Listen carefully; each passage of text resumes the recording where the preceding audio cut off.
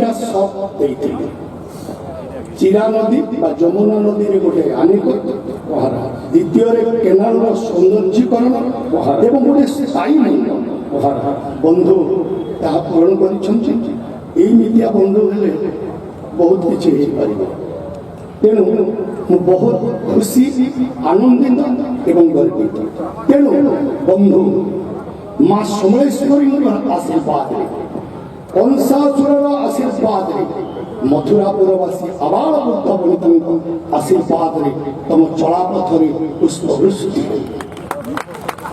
परमर्तन करने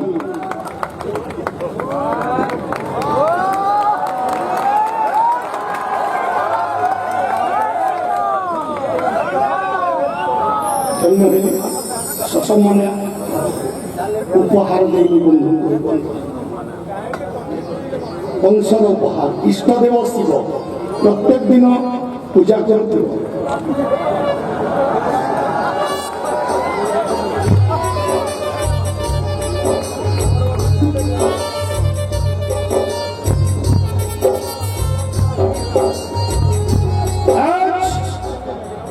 मोर बंधु कलिंग सम्राट आज दरबार के आइसन मोर निमंत्रण रक्षा कर मुई दंडा ठन ठन डाकली बंधु की मुझे ठन एवं मुई दंडा ठन ठन तीनटा प्रस्ताव देते ठन ठन तीन प्रस्ताव के गृहित कले इटा बड़े आनंद कथा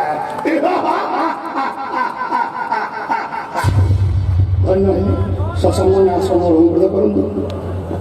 प्रदान करिबारे हुए तो मते बहुत विलंब करदेले एवं आसबारे ये 24 वर्ष मत लगिगला किंतु मोर जो ये आसबार जो मो अभिप्राय थिला एवं धनुयात्रा को निश्चित भाव में आसबि मथुरा नगरी को आसबि एवं शेष महाराज कंस मोर भावना को बुझी पारिले एवं से मत निमंत्रण करले शर्त सहित एवं आसवा अनुमति प्राप्त हेले आज मुझे ये निमंत्रण को रक्षा करी आज मुझे आज ये मथुरा नगरी सम्राट एवं मते कलिंग नगर सम्राट हिसाब से आख्या देइचंती निश्चित भाव मु आज तांकर निमंत्रण रक्षा करके आसी एवं आउ गोटे बहुत बड़ सौभाग्य मते आज जिते पाछटे आनिले महाराज कंस मते हाथी उपरे बसैकी आनिले अत्यंत मोरी खुशी एवं आनंदित प्रथम थर करी मते सुजोग मिला हाथी उपरे बसिकी एभली एक धनुयात्रा महोत्सव अवसर रे ये कंस दरबार को मते आसीबा पाई सेति मध्य अनेक अनेक धन्यवाद ज्ञापन करछि महाराज कंस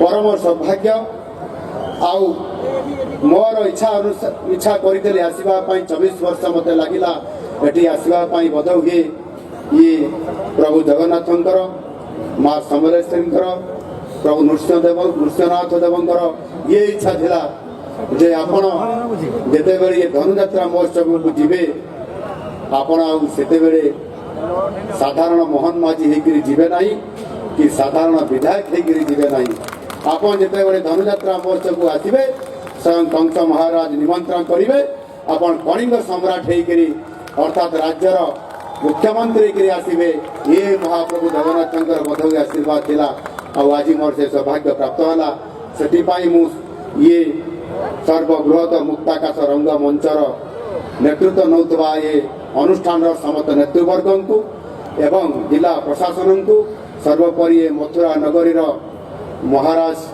कंस एवं तांकर समस्त पारिषद वर्ग को मो तरफ एवं ता सहित मध्य समस्त प्रजा बंधु मान को अनेक अनेक शुभेच्छा एवं धन्यवाद ज्ञापन करूँ।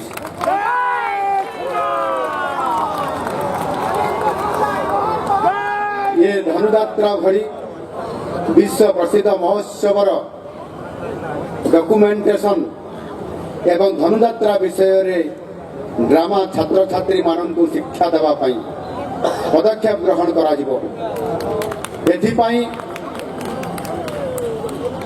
ଭାରତ ସରକାରଙ୍କର ଦ୍ୱାରା ପ୍ରତିଷ୍ଠିତ ହୋଇଥିବା ନ୍ୟାସନାଲ ସ୍କୁଲ ଅଫ୍ ଡ୍ରାମା ସହିତ ଅନୁବନ୍ଧିତ ହୋଇ ରାଜ୍ୟ ସରକାର ପଦକ୍ଷେପ ଗ୍ରହଣ କରିବା ପାଇଁ ଯାଉଛନ୍ତି। ସମଗ୍ର ମାନବ ଜାତିରେ ଅନ୍ୟ କେଉଁଠାରେ ଏଭଳି ଲୋକ ପରମ୍ପରା ଦେଖିବାକୁ ମିଳିନଥାଏ। ଏହାକୁ ବିଶ୍ୱର ପ୍ରସିଦ୍ଧ ତଥା ସର୍ବବୃହତ ମୁକ୍ତାକାଶ ରଙ୍ଗମଞ୍ଚରେ ଅଭିନୀତ ଲୋକନାଟକ ବୋଲି ମଧ୍ୟ କୁହାଯାଇଥାଏ। ବରଗଡ଼ର ଏହା ଜାତୀୟ ସ୍ୱାତନ୍ତ୍ର୍ୟ ଓ ଓଡ଼ିଆ ଲୋକ ସଂସ୍କୃତିକୁ ଏହା ରୋଧିମନ୍ତ କରିଛି। ପୌଷ ମାସରେ ଧନୁଯାତ୍ରା ଅନୁଷ୍ଠିତ ହୋଇଥାଏ। ଜିଲ୍ଲାର ଧାନ ଚାଷ ବହୁଳ ପରିମାଣରେ ଏଠି ଉତ୍ପାଦନ ହୋଇଥାଏ। ଜିଲ୍ଲାର ଅଧିବାସୀମାନେ ପ୍ରଜାମାନେ ଧାନ ଅମଳ କରି ପୌଷ ମାସରେ ବିଶ୍ରାମ ନେବା ପୂର୍ବକ ଆନନ୍ଦ ଉଲ୍ଲସିତ ହୋଇ ଯାନିଯାତ୍ରା ଓ ମେଳା ମହୋତ୍ସବ ଆଦରି ନେଇଥାନ୍ତି। କୃଷ୍ଣ ହେଉଛନ୍ତି ଗୋପାଳକ ଏବଂ ଗୋରକ୍ଷକ। ବଡ଼ ଭାଇ ବଳରାମ ହେଉଛନ୍ତି ହଳଧାରୀ। କୃଷକମାନେ କୃଷିକାର୍ଯ୍ୟ ଶେଷରେ ଏହି ଦୁଇ ପ୍ରତୀକ ଦେବତାଙ୍କୁ ପୂଜା କରିଥାନ୍ତି। ପୁରାଣ ଅନୁଯାୟୀ ଶ୍ରୀକୃଷ୍ଣ 11 ବର୍ଷ ବୟସରୁ ଗୋପପୁରରୁ ମଥୁରା ନଗରୀକୁ ଆସିଥିଲେ। ତେଣୁ 11 ବର୍ଷର ବାଲ୍ୟଲୀଳା ପୌଷ ମାସରେ 11 ଦିନ ମଧ୍ୟରେ ଏଠାରେ ଆୟୋଜନ କରାଯାଇଥାଏ।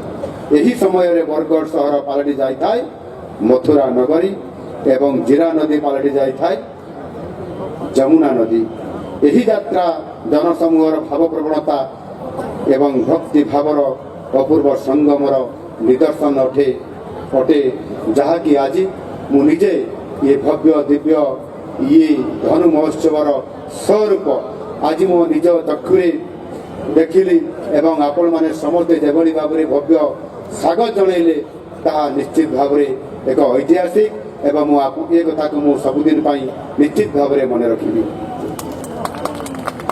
ଧନୁଯାତ୍ରା ହେଉଛି ଅଧର୍ମ ଉପରେ ଧର୍ମର ଏବଂ ଅନ୍ୟାୟ ଉପରେ ନ୍ୟାୟର ବିଜୟ ବୈଜୟନ୍ତୀ ଉଡ଼ାଉଥିବା ଏକ ଅନନ୍ୟ ଯାତ୍ରା। ଆମ ସମସ୍ତଙ୍କୁ ଏହି ଯାତ୍ରା ଅନ୍ୟାୟ ଅନୀତି ଓ ଦୁର୍ନୀତି ଠାରୁ ଦୂରେଇ ରହି ଏକ ସୁସ୍ଥ ସମୃଦ୍ଧ ସମାଜ ଗଠନ କରିବାକୁ ପ୍ରେରଣା ଦେଇଥାଏ। 1948 ମସିହାରୁ ପ୍ରାଚୀନ ପରମ୍ପରା ଓ ଲୋକରୀତିକୁ ବଜାଇ ରଖି ଏହି ଯାତ୍ରା ପାଳିତ ହୋଇ ଆସୁଥିବା ଇଏ କମ୍ ଗୌରବର କଥା ନୁହେଁ। ଯେଉଁମାନଙ୍କ ଉଦ୍ୟମରେ ଏହି ଯାତ୍ରା ଦିନେ ଆରମ୍ଭ ହୋଇ ଆଜି ବିଶ୍ୱ ଦରବାରରେ ପହଞ୍ଚି ପାରିଛି ସେମାନଙ୍କର ଅମ୍ଳାନ ସ୍ମୃତି ପ୍ରତି ମୋର ଗଭୀର ଶ୍ରଦ୍ଧାଞ୍ଜଳି। ଧନୁଯାତ୍ରାରେ ଅଂଶଗ୍ରହଣ କରିଥିବା ସମସ୍ତ କଳାକାରମାନଙ୍କୁ ମଧ୍ୟ ମୁଁ ଅନେକ ଶୁଭେଚ୍ଛା ଜ୍ଞାପନ କରୁଛି। ବନ୍ଧୁଗଣ, ଆସନ୍ତାକାଲିର ତିଥି ହେଉଛି ପୂର୍ଣ୍ଣମୀ। ପଶ୍ଚିମ ଓଡ଼ିଶାର ଅନ୍ୟ ଏକ ପ୍ରସିଦ୍ଧ ପର୍ବ ପୁଷ ପୁନିର ଅବସର। ଏଥିପାଇଁ ଆପଣମାନଙ୍କୁ ସମସ୍ତଙ୍କୁ ମୁଁ ଆଗୁଆ ଅଭିନନ୍ଦନ ଏବଂ ଶୁଭେଚ୍ଛା ମଧ୍ୟ ଜଣାଉଛି।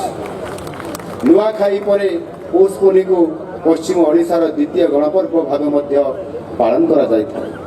ଏହି ଦିନ ଘରେ ଘରେ ପିଠାପଣାର ମହକରେ ମହକି ଉଠିଥାଏ ସାରା ପୁରପଲ୍ଲୀ। ନାଚ ଗୀତ ଖେଳକୁଦର ଏହା ଏକ ମହାନ କୃଷିଭିତ୍ତିକ ପର୍ବ।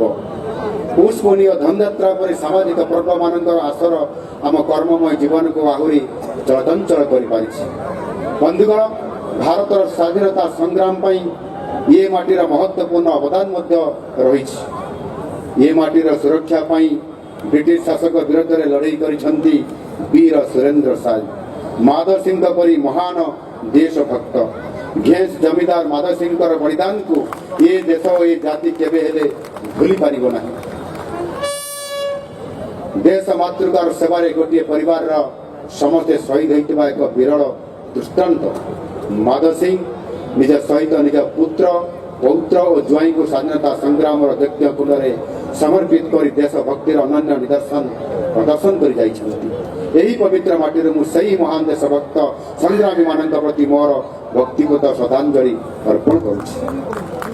ଏ ମାଟି ହେଉଛି ସ୍ୱଭାବ କବି ଗଙ୍ଗାଧର ମେହେରଙ୍କର ମାଟି। ଏ ପବିତ୍ର ମାଟିର କଳା ସାହିତ୍ୟ ଓ ସଂସ୍କୃତି ଏ ମାଟିକୁ କରିଛି ଗୌରବାନ୍ୱିତ। ବରଗଡ଼ ଜିଲ୍ଲାର ବୁଣାକାରମାନଙ୍କର ଦ୍ୱାରା ପ୍ରସ୍ତୁତ ବାନ୍ଧ କଳା ଓ ବସ୍ତ୍ର ଜିଲ୍ଲା ତଥା ରାଜ୍ୟକୁ ଦେଶ ବିଦେଶରେ ଆଜି ସ୍ୱତନ୍ତ୍ର ଭାବରେ ପରିଚୟ ସୃଷ୍ଟି କରିପାରିଛି। ବନ୍ଧୁଗଣ, ବରଗଡ଼ ଜିଲ୍ଲା ହେଉଛି ଓଡ଼ିଶାର ଭାତହାଣ୍ଡି। ଜିଲ୍ଲାର ସର୍ବାଧିକ ଲୋକ କୃଷି ଉପରେ ନିର୍ଭର କରନ୍ତି। ଜିଲ୍ଲାର ଚାଷୀ ଭାଇ ଭଉଣୀମାନେ କଠିନ ପରିଶ୍ରମ କରି ସାରା ଓଡ଼ିଶାରେ ସବୁଠାରୁ ଅଧିକ ଧାନ ଉତ୍ପାଦନ କେବଳ ଓଡ଼ିଶାର ନୁହଁ ଭାରତବର୍ଷର ଏକ ଧାନ ଉତ୍ପାଦନ କେନ୍ଦ୍ର ହିସାବରେ ପ୍ରତିଷ୍ଠା କରିପାରିଛନ୍ତି। ରାଜ୍ୟର ଖାଦ୍ୟ ସୁରକ୍ଷା ପାଇଁ ବରଗଡ଼ ଜିଲ୍ଲାର ଅବଦାନ ସବୁଠାରୁ ମହତ୍ୱପୂର୍ଣ୍ଣ ରହିଆସିଛି। ଆମ ସରକାର ଆସିବା ପରେ ଧାନର ସର୍ବନିମ୍ନ ସହାୟକ ମୂଲ୍ୟ କୁଇଣ୍ଟାଲ ପିଛା 3,100 ଟଙ୍କା କରିଛନ୍ତି।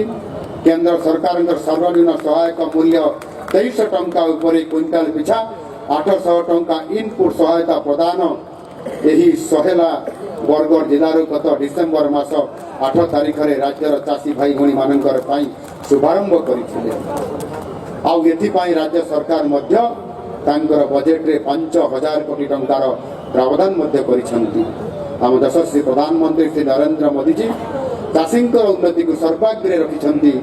ସେମାନଙ୍କର ଆର୍ଥିକ ବିକାଶ ସହିତ ଆମକୁ ଖାଦ୍ୟ ଯୋଗାଉଥିବା ଚାଷୀ ଭାଇମାନେ ଅର୍ଥାତ୍ ମୋଦିଜୀଙ୍କର ଭାଷାରେ ଅନ୍ନଦାତାମାନଙ୍କୁ ଉପଯୁକ୍ତ ସମ୍ମାନ ପ୍ରଦାନ କରିବା ପାଇଁ ମଧ୍ୟ ପ୍ରଧାନମନ୍ତ୍ରୀ ସତତ ଚେଷ୍ଟା କରି ଆସୁଛନ୍ତି। ପ୍ରଧାନମନ୍ତ୍ରୀ କୃଷି ସମ୍ମାନ ନିଧିରେ 3ଟି କିସ୍ତିରେ କେନ୍ଦ୍ର ସରକାରଙ୍କ ପକ୍ଷରୁ 6,000 ଟଙ୍କା ପ୍ରଦାନ କରୁଛନ୍ତି। ଚାଷୀ ଭାଇମାନଙ୍କର ପାଇଁ ସିଏମ୍ କିଷାନ ଯୋଜନାରେ ଆମ ସରକାର ବର୍ଷକୁ 4,000 ଟଙ୍କା ଦିଆଯିବାର ବ୍ୟବସ୍ଥା ମଧ୍ୟ କରାଯାଇଛି। ଏହା ସମ୍ବଲପୁର ସଦର ମହକୁମାଠାରେ ଆପଣଙ୍କର ଘୋଷଣା କରାଯାଇଥିଲା ଏବଂ ଏହା ମଧ୍ୟ ଏବେ କାର୍ଯ୍ୟକାରୀ କରାଯାଉଛି। ଉଭୟ ଯୋଜନାରେ ପ୍ରତ୍ୟେକ ଚାଷୀକୁ ବର୍ଷକୁ ଚାଷ କାମରେ ଖର୍ଚ୍ଚ କରିବା ପାଇଁ ସାର ବିହନ ଠାରୁ ଆରମ୍ଭ କରି ବିଭିନ୍ନ କୃଷି କାର୍ଯ୍ୟରେ ଆର୍ଥିକ ସହାୟତା ପ୍ରଦାନ କରିବା ପାଇଁ ବର୍ଷକୁ ପିଏମ୍ କିଷାନ ଏବଂ ସିଏମ୍ କିଷାନରେ 10,000 ଟଙ୍କା ପ୍ରଦାନ କରାଯାଉଛି, ଯାହାକି ସର୍ବଭାରତ ବର୍ଷରେ ଏହା ସବୁଠାରୁ ଅଧିକ। ଓଡ଼ିଶାର ଡବଲ ଇଞ୍ଜିନ୍ ସରକାର ଆସିବା ପରେ ଓଡ଼ିଶା ସମୃଦ୍ଧି ପଥରେ ଦ୍ରୁତ ଅଗ୍ରସର ହେଉଛି। ରାଜ୍ୟର ସମସ୍ତ ଚାଷୀ ଭାଇ ଭଉଣୀମାନଙ୍କୁ କୃଷି କ୍ଷେତ୍ରରେ ସଶକ୍ତ କରିବାର ମୂଳ ଲକ୍ଷ୍ୟ ରଖି ରାଜ୍ୟ ସରକାର ସର୍ବଦା କାର୍ଯ୍ୟ କରି ଆସୁଛନ୍ତି। ଚଳିତ ବର୍ଷ କୃଷକ ସମାଜର ମଙ୍ଗଳ ପାଇଁ ରେକର୍ଡ ପରିମାଣର 33,919 କୋଟି ଟଙ୍କା ବଜେଟରେ ପ୍ରାବଧାନ କରାଯାଇଛି। ଚାଷୀକୂଳର ବିକାଶ ପାଇଁ ରାଜ୍ୟ ସରକାର ସମୃଦ୍ଧ କୃଷକ ଯୋଜନା କାର୍ଯ୍ୟକାରୀ କରୁଛନ୍ତି। କୃଷି କାର୍ଯ୍ୟ ନିମନ୍ତେ ଚାଷୀ ଭାଇମାନଙ୍କୁ ସମସ୍ତ ପ୍ରକାରର ପ୍ରୋତ୍ସାହନ ଯୋଗାଇ ଦେବା ପାଇଁ ଆମ ସରକାର ପ୍ରସ୍ତୁତ ଅଛନ୍ତି। ଏହି ନିକଟରେ ଯେତେବେଳେ ଆମର ଅଦିନିଆ ବର୍ଷା ହେଲା, ଅନେକ ଜାଗାରେ ଓଡ଼ିଶାର ବିଭିନ୍ନ ପ୍ରାନ୍ତରେ ଚାଷୀ ଭାଇ ତାଙ୍କର ଧାନ ଉଜୁଡ଼ିଗଲା, ଧାନ କ୍ଷେତରେ ରହିଗଲା, କ୍ଷେତରେ ରହି ବର୍ଷାରେ ଭିଜିଲା ପରେ ଗଜା ହେଇଗଲା। ଇଏ ପରିସ୍ଥିତିରେ ମଧ୍ୟ ସମସ୍ତ ଚାଷୀକୂଳ ସମସ୍ତେ ଗଭୀର ଭାବରେ ଦୁଃଖିତ ହେଲେ। ତାଙ୍କର ଯେଉଁ କ୍ଷତି ହେଲା ସେଥିପାଇଁ ସରକାର ନିକଟରେ ଦାବି ମଧ୍ୟ ଜଣାଇଥିଲେ କ୍ଷତିପୂରଣ ଭରଣା କରିବା ପାଇଁ।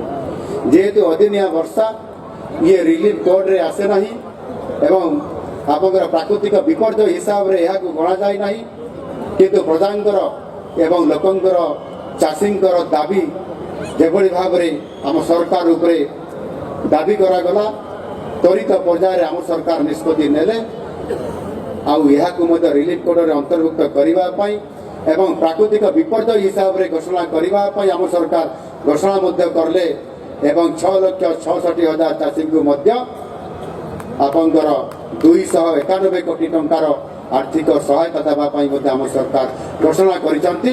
16ଟି ଜିଲ୍ଲାରେ ଆପଣଙ୍କର ଚାଷୀଙ୍କୁ ମଧ୍ୟ ପ୍ରଦାନ କରାଯିବ।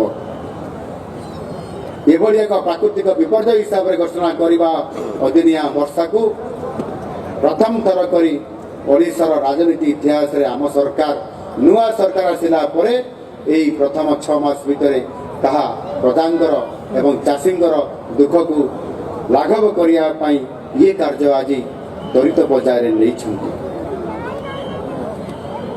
ଏହା ସହିତ ମଧ୍ୟ ମୁଁ ଆଉ ସଂକ୍ଷିପ୍ତରେ ଅଳ୍ପ କଥା କହିବା ପାଇଁ ଚାହେଁ। ସେଥିରେ ନିଶ୍ଚିତ ଭାବରେ ଆପଣମାନଙ୍କୁ ଆମ ସରକାରର ବିଭିନ୍ନ ଯୋଜନା ଏବଂ କାର୍ଯ୍ୟକ୍ରମ ଏବଂ ଦିଆଯାଇଥିବା ପ୍ରତିଶ୍ରୁତିକୁ କିଭଳି ଭାବରେ ଆମ ସରକାର 6 ମାସ ଭିତରେ ପୂରଣ କରିଛନ୍ତି, ଆଗାମୀ ଦିନରେ ମଧ୍ୟ ସମସ୍ତ ଓଡ଼ିଶାବାସୀଙ୍କର ଯେଉଁ ଦାବି ଅଛି ତାକୁ ନିଶ୍ଚିତ ଭାବରେ ପୂରଣ କରିବେ ଏବଂ ଗତ 6 ମାସ ଭିତରେ ଯାହା ଜୁନ୍ 12 ତାରିଖରେ ଆମ ସରକାର ଶପଥ ପାଠ ଗ୍ରହଣ କଲା ପରେ ପ୍ରଥମ ଦିନରେ ପ୍ରଥମ କ୍ୟାବିନେଟ୍ ବୈଠକ 4ଟି ପ୍ରମୁଖ ନିଷ୍ପତ୍ତି ଏବଂ ସେଥିରେ ନିଶ୍ଚିତ ଭାବରେ ତାକୁ ଆମେ 6 ମାସ ଭିତରେ ଆମେ ପୂରଣ କରିଛୁ। ତା ଭିତରେ ପ୍ରଥମ ଦାବି ଥିଲା ପୁରୀ ଶ୍ରୀମନ୍ଦିରର ଯେଉଁ ଚାରିଦ୍ୱାର ଅଛି ତାକୁ ଖୋଲିବା ପାଇଁ। 3ଟି ଦ୍ୱାର ବନ୍ଦ ଥିଲା, ଗୋଟିଏ ଦ୍ୱାରରେ କେବଳ ଦର୍ଶନ କରିବା ପାଇଁ ଇଏ ବ୍ୟବସ୍ଥା ଗତ ସରକାର କରୋନା ସମୟରେ ବନ୍ଦ ଥିବା ପରିପ୍ରେକ୍ଷୀରେ କରୋନା ଚାଲିଗଲା ପରେ ତାକୁ ଆଉ ଖୋଲା ଯାଇନଥିଲା ଏବଂ ତାହାଦ୍ୱାରା ଭକ୍ତମାନେ ସିଧାସଳଖ ଭାବରେ ଚାରିଦ୍ୱାରରେ ପ୍ରବେଶ କରିବା ଏବଂ ମହାପ୍ରଭୁ ଜଗନ୍ନାଥଙ୍କୁ ଦର୍ଶନ କରିବାର ବହୁତ ବଡ଼ ପ୍ରତିବନ୍ଧକ ସୃଷ୍ଟି ହେଉଥିଲା। ମୋଟାମୋଟି ଭାବରେ କହିବା ପାଇଁ ଗଲେ ଭକ୍ତ ଏବଂ ଭଗବାନଙ୍କ ଭିତରେ ଏକ କୃତ୍ରିମ ପାଚେରୀ ଛିଡ଼ା କରି ଦିଆଯାଇଥିଲା, ଯାହାକି ଗତ ସରକାର ତାହାକୁ ସମ୍ପୂର୍ଣ୍ଣ ଭାବରେ ଦାବି କଲା ପରେ ମଧ୍ୟ ଭକ୍ତମାନେ ତାହା କରାଯାଇନଥିଲା ଏବଂ ଆମ ସରକାର ଆସିଲା ପରେ ଗୋଟିଏ ଦିନରେ କ୍ୟାବିନେଟ୍ ବସିଲା, ନିଷ୍ପତ୍ତି ନିଆଗଲା, ଅନୁମୋଦନ ହେଲା। ରାତିରେ ଆମ ସରକାରର ସମସ୍ତ ମନ୍ତ୍ରୀମାନଙ୍କୁ ପୁରୀକୁ ଯିବା ପାଇଁ ଆଦେଶ ଦିଆଗଲା ଏବଂ ସମସ୍ତେ ପୁରୀରେ ଅବସ୍ଥାନ କରିବା ପରେ ଆର ଦିନ ସକାଳେ ମଙ୍ଗଳ ଆରତୀ ସମୟରେ ଚାରିଦ୍ୱାରକୁ ଖୋଲି ଦିଆଗଲା ଦର୍ଶନ କରିବା ପାଇଁ ଆମର ଭକ୍ତମାନଙ୍କୁ ଏବଂ ମହାପ୍ରଭୁ ଜଗନ୍ନାଥ ଏବଂ ଭକ୍ତଙ୍କ ଭିତରେ ଯେଉଁ ପାଚେରୀ ଥିଲା ତାକୁ ହଟେଇ ଦିଆଗଲା। କର୍ପସ ଫଣ୍ଡ ଗଠନ କରାଗଲା 500 କୋଟି ଟଙ୍କାର ଏବଂ ଶ୍ରୀମନ୍ଦିରର ପରିଚାଳନା କିଭଳି ଭାବରେ ଠିକ୍ ଭାବରେ ହେଇପାରିବେ ସେଥିପାଇଁ ଆଗରୁ କେବେ ବି ଆର୍ଥିକ ବ୍ୟବସ୍ଥା ହେଇନଥିଲା। ଆମ ସରକାର ଆସିଲା ପରେ ତାକୁ କର୍ପସ ଫଣ୍ଡ ମାଧ୍ୟମରେ ଏକ ବ୍ୟବସ୍ଥା ମଧ୍ୟ କରିଲେ ଏବଂ ଚାଷୀଙ୍କର ପାଇଁ ଧାନ କିଣାରେ ଆପଣଙ୍କର 3100 ଟଙ୍କା ପର କ୍ୱିଣ୍ଟାଲରେ ଦେବା ପାଇଁ ଆମ ସରକାର ଆସିବା ପୂର୍ବରୁ ପ୍ରତିଶ୍ରୁତି ଦେଇଥିଲେ। ଗତ ସରକାର ମଧ୍ୟ ଯେତେବେଳେ ଚାଷୀ ଦାବି କରିଥିଲେ 2016 ମସିହାରେ ଗତ ସରକାର ଘୋଷଣା କରିଥିଲେ ଚାଷୀଙ୍କୁ ପ୍ରତି କ୍ୱିଣ୍ଟାଲରେ 100 ଟଙ୍କା ବୋନସ୍ ଦେବା ପାଇଁ, କିନ୍ତୁ ଗତ ସରକାର ଚାଷୀଙ୍କୁ ଠକି ଦେଇଥିଲେ। ଚାଷୀଙ୍କୁ ବୋନସ୍ ଆକାରରେ 100 ଟଙ୍କା ପର କ୍ୱିଣ୍ଟାଲରେ ଦେବା ପାଇଁ ଯେଉଁ ପ୍ରତିଶ୍ରୁତି ଦେଇଥିଲେ ଗତ 10 ବର୍ଷ ଭିତରେ ଦେଲେ ନାହିଁ ଆଉ ଚାଷୀ ତାର ଦୁଃଖ ଦୂର ହେଲା ନାହିଁ, ଚାଷୀ ହତାଶ ହେଲା। ଅନେକ ସମୟରେ ଚାଷୀ ଯେତେବେଳେ ପ୍ରାକୃତିକ ବିପର୍ଯ୍ୟୟ ଆସେ ତାର ବହୁତ କ୍ଷତି ହୁଏ, ଋଣ କରିଥିବା ଅର୍ଥ ମଧ୍ୟ ପରିଶୋଧ କରିପାରେ ନାହିଁ, ଶେଷରେ ଚାଷୀ ଭାଙ୍ଗି ପଡ଼ି ମଧ୍ୟ ଆତ୍ମହତ୍ୟା କରିବାର ଅନେକ ଜାଗାରେ ନଜିର ମଧ୍ୟ ଆସୁଥିଲା। କିନ୍ତୁ ଆମ ସରକାର ଆସିଲା ପରେ ଆମର ପ୍ରତିଶ୍ରୁତି ମୁତାବକ ଆମେ ତାକୁ ପୂରଣ କରିଛୁ ଏବଂ ଏହି ପଶ୍ଚିମ ଓଡ଼ିଶାର ଏହି ବରଗଡ଼ ଜିଲ୍ଲାର ସହେଲାରେ ଯେଉଁ ଘୋଷଣା କରିଥିଲେ ଗତ ସରକାର ଦେଲେ ନାହିଁ, ଆମ ସରକାର ଏହି ସହେଲା ବ୍ଲକରେ ଘୋଷଣା କରିଲେ ଏବଂ ସେହି ଇଚ୍ଛାପୁର ଗ୍ରାମରେ ଯେଉଁ ବୈଠକ ହେଇଥିଲା ଆପଣଙ୍କର ଡିସେମ୍ବର ମାସର 8 ତାରିଖରେ ସେହି ଇଚ୍ଛାପୁର ଗ୍ରାମର ଲୋକମାନେ ମଧ୍ୟ ଇଚ୍ଛା କରିଥିଲେ ଆଉ ବରଗଡ଼ବାସୀ ଇଚ୍ଛା କରିଥିଲେ, ଓଡ଼ିଶାର ଲୋକମାନେ ଇଚ୍ଛା କରିଥିଲେ। ସେ ଇଚ୍ଛାକୁ ଆମ ସରକାର ପୂରଣ କଲେ ଏବଂ ପ୍ରତି ଚାଷୀଙ୍କୁ 2300 ଟଙ୍କା ଯେଉଁ MSP ଅଛି ମୂଲ୍ୟ ତା ଉପରେ 800 ଟଙ୍କା ଅଧିକ ଇନପୁଟ ଆସିଷ୍ଟାଣ୍ଟ ଆର୍ଥିକ ସହାୟତା ପ୍ରଦାନ କରିକିରି ଧାନର ମୂଲ୍ୟ ପର କ୍ୱିଣ୍ଟାଲ ହିସାବରେ 3100 ଟଙ୍କା ଦେବା ପାଇଁ ପ୍ରତିଶ୍ରୁତିକୁ ଆମ ସରକାର ପୂରଣ କଲେ ଏବଂ ତାହା ଆଜି ଆମେ ସମସ୍ତ ଚାଷୀକୁ ଆଜି ଆମେ ପ୍ରଦାନ କରୁଛୁ।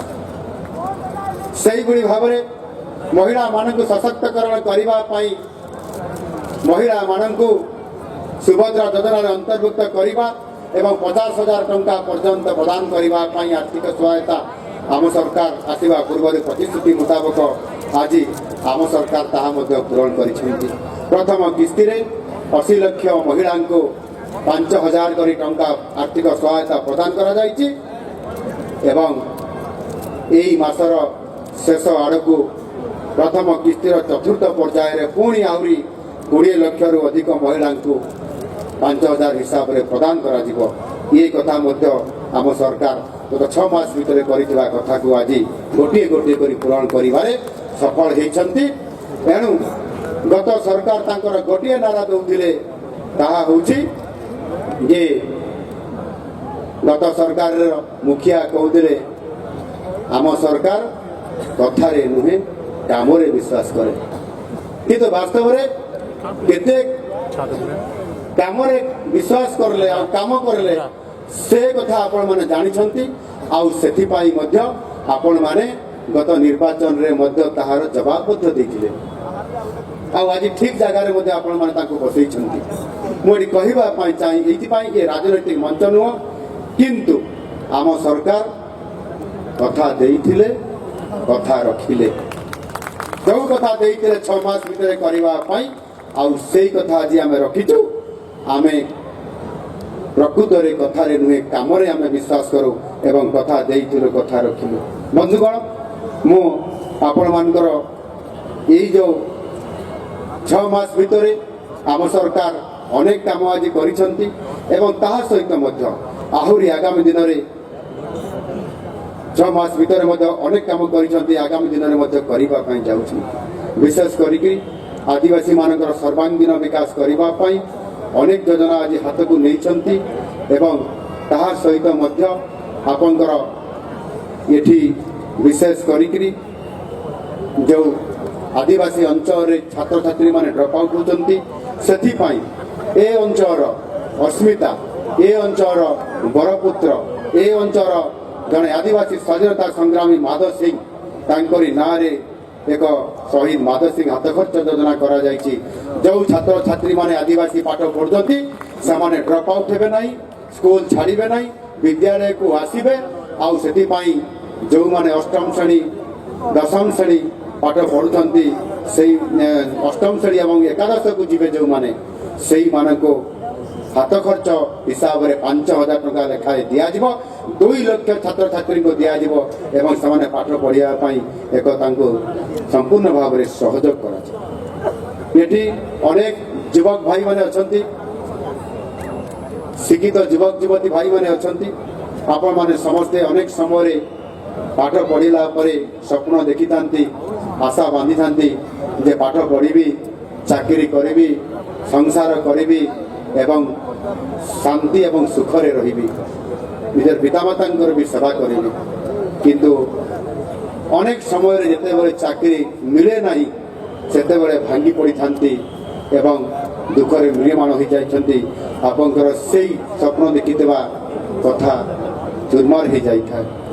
ଏବଂ ବିଗତ ଦିନରେ ମଧ୍ୟ ଗତ 24 ବର୍ଷ ଭିତରେ ପୂର୍ବ ସରକାର ସମୟରେ ସରକାରୀ ପଦବୀ ଖାଲି ରହିଥିବା ଅନେକ ଗୁଡ଼ିଏ ପଦବୀ, ପାଖାପାଖି 3 ଲକ୍ଷ ହେବ, ସେ ପଦବୀ ଗୁଡ଼ିକ ପୂରଣ କରାଯାଇପାରିଲା ନାହିଁ, ଯେଉଁଥିପାଇଁ କି ଆମର ଶିକ୍ଷିତ ଯୁବକ ଯୁବତୀମାନେ ଚାକିରି ପାଇପାରିଲେ ନାହିଁ।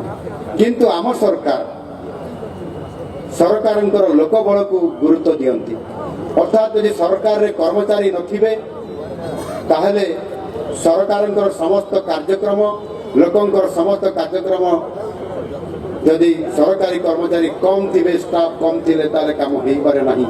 ଏ କଥା ମଧ୍ୟ ଆପଣମାନେ ସମସ୍ତେ ଅନୁଭବ କରିଛନ୍ତି ବିଗତ ଦିନମାନଙ୍କରେ।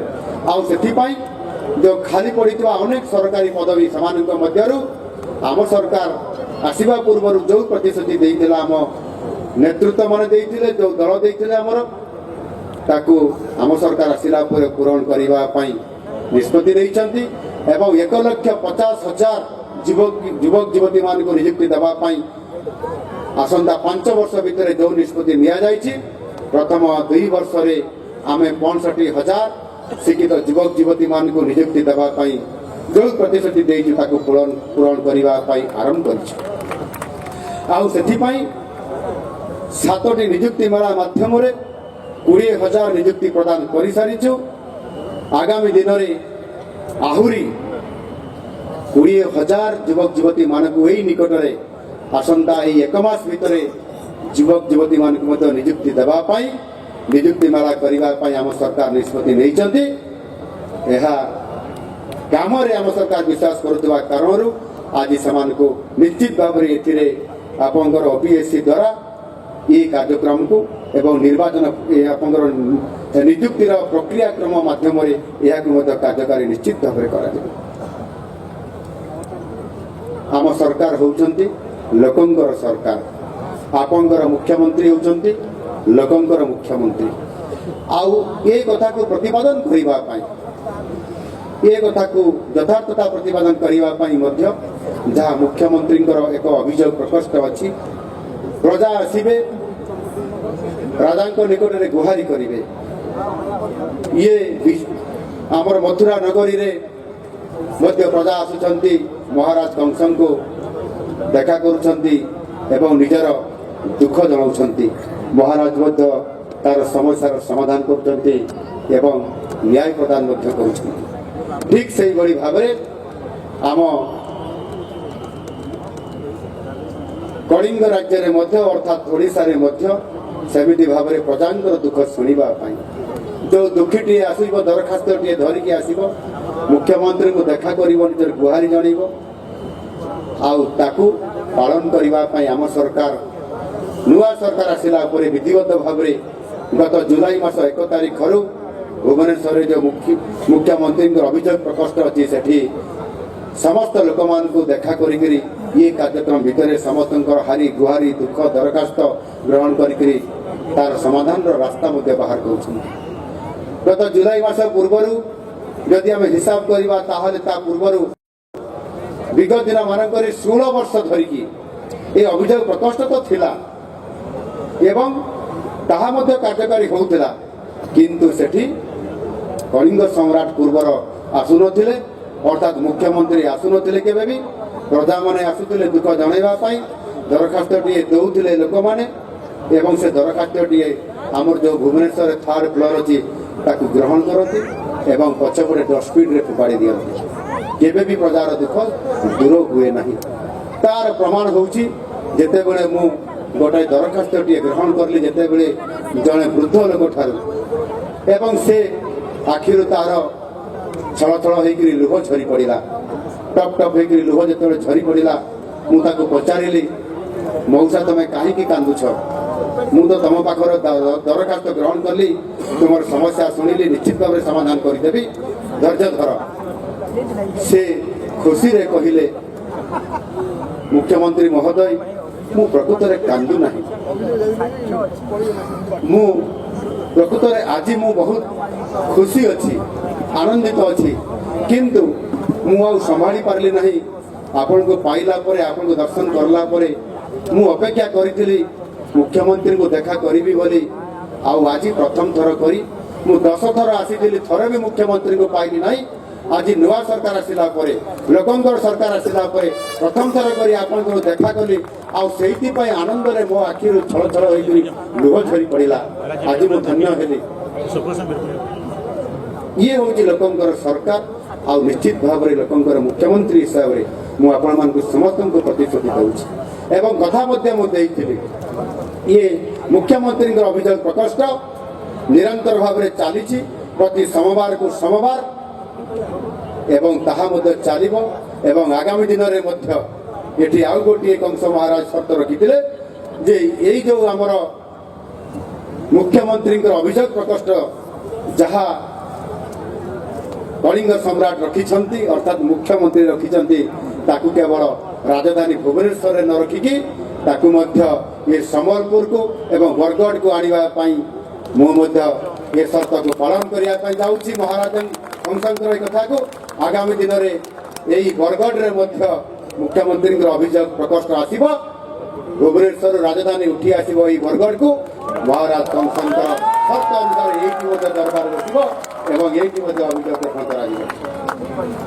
ବନ୍ଧୁଗଣ ଆଜି ବହୁ ସମୟ ହେଇଯାଇଛି ଏବଂ ଏ ଅଞ୍ଚଳକୁ ଯେଉଁଠି ଇଏ ଏକ ଭାତ ହାଣ୍ଡି ବୋଲି କୁହାଯାଏ ବରଗଡ଼କୁ ଯେଉଁଠି ହୀରାକୁଦ ଏ ନଦୀବନ୍ଧକୁ ଆଧାର କରିକିରି ଆଜି ଇଏ ଭାତ ହାଣ୍ଡି ଏ ହୀରାକୁଦ ଡ୍ୟାମ୍ ଯେଉଁଟାକି ଆପଣଙ୍କର କମାଣ୍ଡ ଏରିଆ ଅଛି ଏଥିରେ ବହୁତ ଦିନ ଧରିକିରି ଆପଣଙ୍କର ସେଇ ପୁରୁଣା ଆପଣଙ୍କର ଯେଉଁଭଳି ଭାବରେ ଜଳସେଚନର ବ୍ୟବସ୍ଥା ଆପଣଙ୍କର ଯେଉଁ କେନାଲର ବ୍ୟବସ୍ଥା କରାଯାଇଛି ତାହାର ପୁନରୁଦ୍ଧାର କରିବା ତାକୁ କେନାଲର ଲାଇନିଂ କରିବା ଇଏ ସମସ୍ତ କଥାକୁ ଆଜି ବହୁ ଦିନ ଧରିକିରି ଅର୍ଥାତ୍ ଆପଣଙ୍କର ଏଇ ନଦୀବନ୍ଧ ତିଆରି ହେବା ପରଠାରୁ ଆଜି ପର୍ଯ୍ୟନ୍ତ କରାଯାଇନଥିଲା ଆଉ ସେଥିପାଇଁ ଯେତେବେଳେ ଚାଷୀ ଭାଇମାନେ ସମ୍ବଲପୁର ଅଞ୍ଚଳର ବରଗଡ଼ ଅଞ୍ଚଳର ଏବଂ ଆପଣଙ୍କର ସୋନପୁର ଅଞ୍ଚଳର ଯେତେବେଳେ ଦାବି କରିଲେ ଏ କଥାକୁ ଆମ ନୂଆ ସରକାର ଗ୍ରହଣ କରିଥିଲେ ଏବଂ ସେଥିପାଇଁ ପ୍ରତି କେନାଲକୁ ସମ୍ପୂର୍ଣ୍ଣ ଭାବରେ ରିପେୟାରିଂ କରାଯିବ ଏବଂ କେନାଲକୁ ଲାଇନିଂ କରାଯିବ। ସେଥିପାଇଁ ଆମ ସରକାର ଚଳିତ ବର୍ଷ ବଜେଟରେ ମଧ୍ୟ ପାଖାପାଖି 900 କୋଟି ଟଙ୍କାର ବ୍ୟବସ୍ଥା କରିଛନ୍ତି। 900 କୋଟି ଟଙ୍କା ଏବଂ ସେ କାମ ମଧ୍ୟ ଆପଣଙ୍କର ଆରମ୍ଭ ହୋଇଛି। ଏ କାମ ଆଗାମୀ 2-3 ବର୍ଷ ଭିତରେ ସମାପ୍ତ କରାଯିବ ଏବଂ ଆହୁରି ଅଧିକ ଜଳ ଶେଷ ମୁଣ୍ଡ ପର୍ଯ୍ୟନ୍ତ ଆପଣଙ୍କର ଯାଇପାରିବ ସେ ବ୍ୟବସ୍ଥା ଆମ ସରକାର କରୁଛି। ପରିଶେଷରେ ମୁଁ ଆପଣମାନଙ୍କୁ ନିଶ୍ଚିତ ଭାବରେ ଆମ ସରକାର ଆସିଲା ପରେ କିଭଳି ଭାବରେ ଏ ଓଡ଼ିଶା ଏକ ସମୃଦ୍ଧ ଓଡ଼ିଶା ହେବ ଆଉ ସେଥିପାଇଁ ଆମେ ନିରନ୍ତର ଭାବେ ତାକୁ କାମ କରୁଛୁ।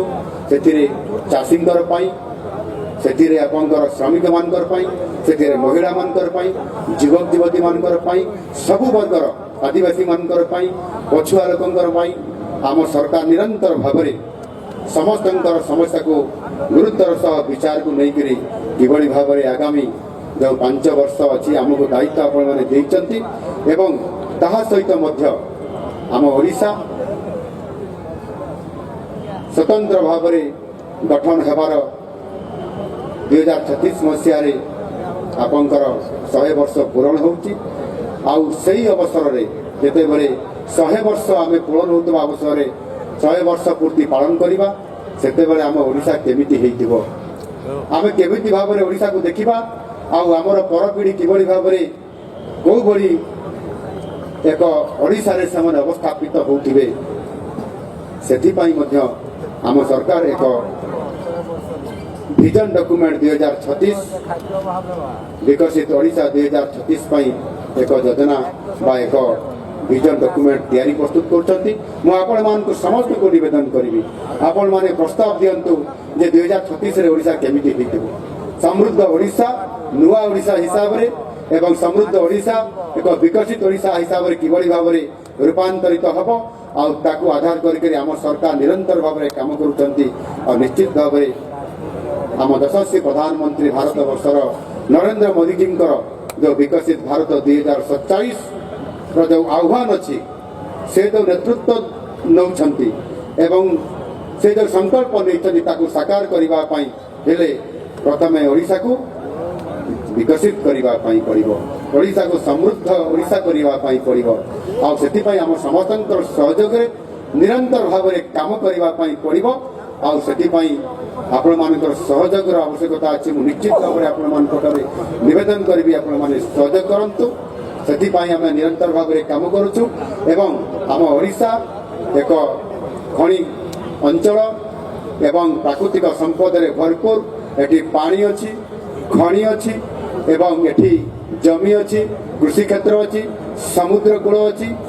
ଆଉ ଏହାକୁ ଆଧାର କରି ନିଶ୍ଚିତ ଭାବରେ ଓଡ଼ିଶା ଆଗାମୀ ଦିନରେ ଯେଉଁ ଆମର ଭିଜନ 2036 ତିଆରି କରୁଛି ସେହି ଆଧାରରେ ନିଶ୍ଚିତ ଭାବରେ ଆମକୁ ଆଗକୁ ଯିବା ପାଇଁ ପଡ଼ିବ, ଶିଳ୍ପର ପ୍ରତିଷ୍ଠା କରିବା ପାଇଁ ପଡ଼ିବ। ଆଉ ସେଥିପାଇଁ ମଧ୍ୟ ଆମ ସରକାର ଆସିଲା ପରେ ଏକ ନିଷ୍ପତ୍ତି ନେଇଛନ୍ତି Utkarsh Odisha make in Odisha conclave 2025। ଆଗାମୀ ଜାନୁଆରୀ ମାସ 28 ଏବଂ 29 ତାରିଖରେ ଇଏ କନକ୍ଲେଭ୍ ହେବାର କାର୍ଯ୍ୟକ୍ରମ ଅଛି ଏବଂ ମାନନୀୟ ପ୍ରଧାନମନ୍ତ୍ରୀ ଆମ ସରକାର ହେବାର 4 ଥର ଓଡ଼ିଶାକୁ ଆସି ସାରିଲେଣି ଆମ ସମସ୍ତଙ୍କୁ ଏବଂ ଓଡ଼ିଶାବାସୀଙ୍କୁ ସହଯୋଗ କରିବା ପାଇଁ ଏବଂ ଓଡ଼ିଶାରେ 2 ଗୁଣା ବିକାଶ କରିବା ପାଇଁ ଯେଉଁ କଥା ଦେଇଥିଲେ ଯେ ମୋତେ ଡବଲ ଇଞ୍ଜିନ ସରକାର ଦିଅନ୍ତୁ, ମୁଁ ଡବଲ ଅର୍ଥାତ୍ 2 ଗୁଣା ଓଡ଼ିଶାର ବିକାଶ କରାଇବି। ଆଉ ଆଜି ନିରନ୍ତର ଭାବରେ ଆପଣମାନେ କଥା ରଖିଲେ ଡବଲ ଇଞ୍ଜିନର ସରକାର ହେଲା। ଆଜି 2 ଗୁଣା ଲାଭ 2 ଗୁଣା ବିକାଶ କରିବା ପାଇଁ ଆଜି ସେ ନିରନ୍ତର ଭାବରେ 4 ଥର ଆସିଛନ୍ତି ଏବଂ ଆସନ୍ତା ଜାନୁଆରୀ ମାସ 28 ତାରିଖରେ ମଧ୍ୟ ପୁନର୍ବାର ଆଉ ଥରେ ଓଡ଼ିଶାକୁ ଆସୁଛନ୍ତି ଏବଂ ମେକ୍ ଇନ୍ ଓଡ଼ିଶା କନକ୍ଲେଭ୍ରେ ଯୋଗ ଦେବା ପାଇଁ ଏକ ଶିଳ୍ପର ହବ୍ କରିବା ପାଇଁ 5 ଲକ୍ଷ କୋଟି ଟଙ୍କାର ଇନଭେଷ୍ଟମେଣ୍ଟ କେମିତି ଆସିବ ସାରା ବିଶ୍ୱରୁ ଏବଂ ଭାରତବର୍ଷରୁ ବିଭିନ୍ନ ଜାଗାରୁ, ଯେଉଁଥିରେ କି ରୋଡ୍ ଶୋ କରିବା ପାଇଁ ମୁଁ ନିଜେ ମୋ ଟିମ୍ ସହିତ ମୁଁ ଦିଲ୍ଲୀ ଯାଇଥିଲି, ମୁମ୍ବାଇ ଯାଇଥିଲି ଏବଂ ବିଦେଶକୁ ସିଙ୍ଗାପୁର ମଧ୍ୟ ଯାଇଥିଲି ଏଠି ଇନଭେଷ୍ଟମେଣ୍ଟ ଆସିବା ପାଇଁ। ଆଉ ସେଥିପାଇଁ ଆମକୁ ଆପଣମାନଙ୍କର ସହଯୋଗ ସହିତ ଆମକୁ ନିରନ୍ତର ଭାବରେ ଏ କାମ କରିବା ପାଇଁ ପଡ଼ିବ। ମୁଁ ଆପଣମାନଙ୍କୁ ସମସ୍ତଙ୍କୁ ଧନ୍ୟବାଦ ଦେଉଛି। ଆପଣମାନେ ସମସ୍ତେ ମିଳିତ ଭାବରେ ଏଭଳି ଏକ ପୃଥିବୀର ସବୁଠାରୁ ବିଶ୍ୱର ବଡ଼ ଖୋଲା ରଙ୍ଗ ମଞ୍ଚରେ ଏଠି ବରଗଡ଼ ଧନୁଯାତ୍ରା ଏହା ନିଶ୍ଚିତ ଭାବରେ ଆଜି ଆମ ପାଇଁ ସମସ୍ତଙ୍କୁ ଗୌରବାନ୍ୱିତ କରିଛି। ଏକ ଐତିହାସିକ ଯାତ୍ରାର ଶୁଭାବସରରେ ଆଜି ମୋତେ ସୁଯୋଗ ମିଳିଥିବାରୁ ଏବଂ ମହାରାଜ କଂସ ମୋତେ ଏଠି ଆଜି ନିମନ୍ତ୍ରିତ କରିଥିଲେ, ତାଙ୍କ ନିମନ୍ତ୍ରିତ ମୁଁ ରକ୍ଷା କରିକରି ଆସିଛି ଏବଂ ଏଭଳି ଦିନରେ ମୋତେ ନିମନ୍ତ୍ରିତ କରିଛନ୍ତି ଯେଉଁଦିନ ଏ ଧନୁଯାତ୍ରା ଆରମ୍ଭ ହୋଇଥିଲା ଏବଂ ଆଜି ସେଇଦିନ ସେଇ ଜାନୁଆରୀ 12 ତାରିଖରେ ମୋତେ ସୁଯୋଗ ଦେଲେ ଏବଂ ବୋଧେ ନିଷ୍ପତ୍ତି ନେଇଥିଲେ ଯେ କଳିଙ୍ଗ ସମ୍ରାଟ ହିସାବରେ ଆସିବା ପାଇଁ ଅର୍ଥାତ୍ ମୁଖ୍ୟମନ୍ତ୍ରୀ ହିସାବରେ ଆସିବା ପାଇଁ। ଆଉ ସେଥିପାଇଁ ଏ ସୁଯୋଗକୁ ମଧ୍ୟ ମୁଁ ଆଜି ଏଠି ଦେଇଛି, ଆପଣମାନଙ୍କର ସହଯୋଗ ପାଇଛି। ମୁଁ ଆପଣମାନଙ୍କୁ ସମସ୍ତଙ୍କୁ ଅନେକ ଅନେକ ଶୁଭେଚ୍ଛା ଏବଂ ଧନ୍ୟବାଦ ଦେବା ସହିତ ଆଜି ମୋତେ ଆପଣମାନେ କହିବାର ଦୁଇ ପଦ ସୁଯୋଗ ଦେଇଥିବାରୁ ଅନେକ ଅନେକ ଧନ୍ୟବାଦ ସହିତ ମୋର ବକ୍ତବ୍ୟକୁ ଏଇଠି ଶେଷ କରୁଛି। ଧନ୍ୟବାଦ। ଭାରତ ମାତା କି ଜୟ, ବନ୍ଦେ ଉତ୍କଳ ଜନନୀ, ଜୟ ମା ସମଲେଶ୍ୱରୀ। ବହୁତ ବହୁତ ଧନ୍ୟବାଦ। ବନ୍ଧୁ କଳିଙ୍ଗ ସମ୍ରାଟ, ଆଜି ମୁଁ ଆନନ୍ଦିତ ଏବଂ ଗର୍ବିତ।